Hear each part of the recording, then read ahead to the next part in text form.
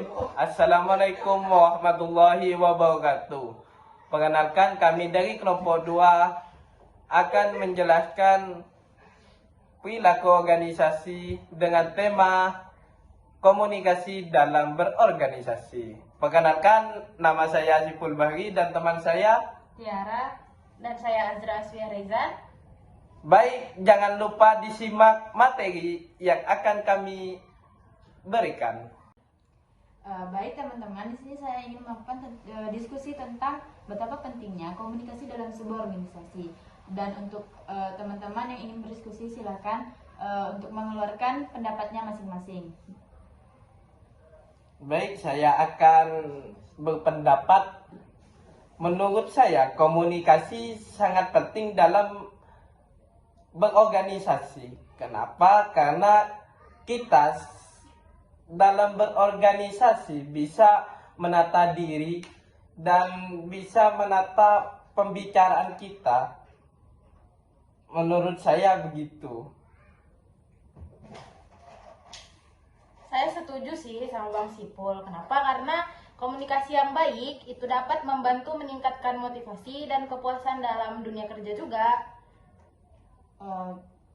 Berarti komunikasi dalam organisasi ini begitu penting dikarenakan dalam sebuah organisasi kayak memerlukan pendapat dari bawahannya atau dari teman-teman yang lain. Iya, benar.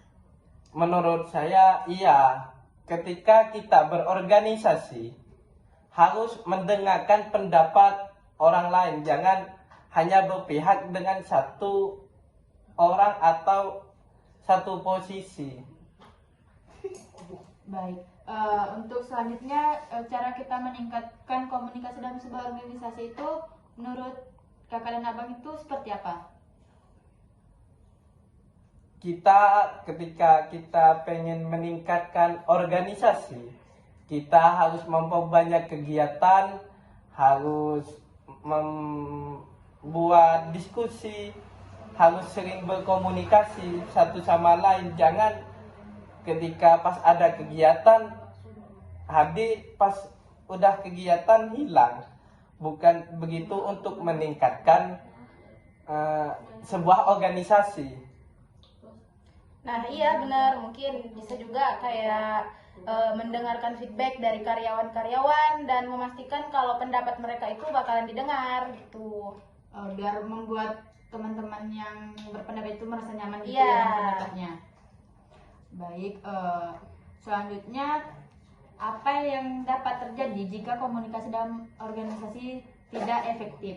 Maksudnya tidak kayak tadi ada dari teman-teman yang berpendapat tidak didengar, itu apa gitu solusinya? Menurut saya, jika kan pasti sebuah organisasi atau sebuah dalam perusahaan itu pasti banyak yang berpendapat, tapi itu enggak sama, maksudnya enggak semuanya sama.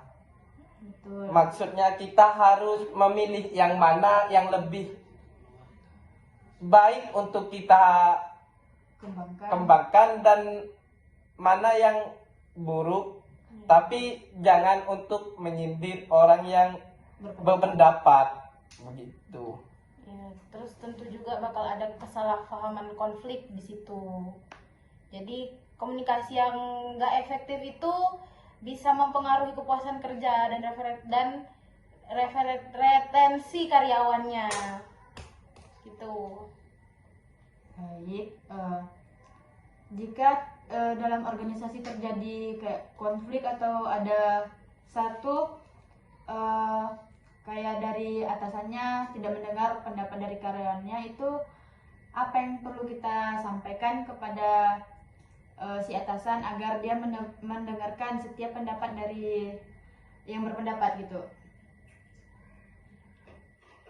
Menurut saya begini, jika atasannya tidak mau mendengarkan bawahannya, itu karena egois, karena dia merasa dia mempunyai pangkat yang lebih tinggi. Tidak boleh, harus dikasih arahan oleh atau kalau mempunyai asisten boleh oleh asistennya atau yang di atasnya lagi gitu, untuk memberi arahan. Kalau sama yang di bawahan jangan terlalu menggunakan jabatan gitu. jangan terlalu merendahkan orang yang di bawah. Harus adil dan cari solusi yang efektif juga. Terus kayak penting untuk mempromosikan komunikasinya, mempromosikan budaya komunikasi dalam sebuah organisasi gitu, dalam dunia kerja juga. Yang terbuka dan jujur sesama karyawan. Ya, baik. Untuk pendapat dari teman-teman, bisa saya simpulkan bahwa dalam organisasi ini begitu penting melakukan sebuah komunikasi, dikarenakan jika terjadi kesalahpahaman itu akan menghancurkan sebuah organisasi ataupun dalam perusahaan itu.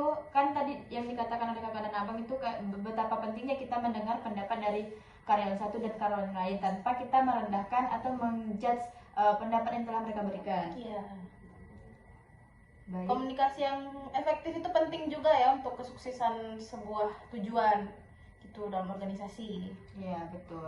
Jika berorganisasi kita menggunakan ego sendiri, tidak akan pernah untuk berkembang di dalam organisasi atau perusahaan itu. Iya, setuju.